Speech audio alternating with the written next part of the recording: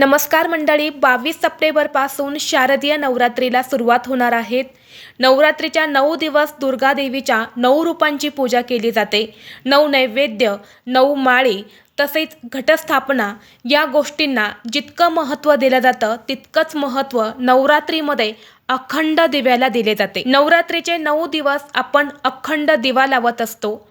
तर हा दिवा कसा लावावा, तसेच दिवा विझू नये म्हणून दिव्यामध्ये आपल्याला ही एक वस्तू टाकायची आहे। ही वस्तू टाकल्याने दिवा अजिबात विझणार नाहीत।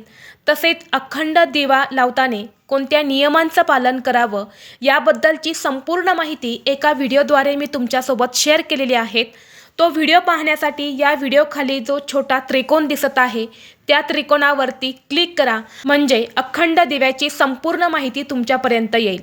व्हिडिओ तुम्हाला आवडला तर लाईक करा, शेअर करा आणि कमेंट्स करा। धन्यवाद। श्री स्वामी समर्थ।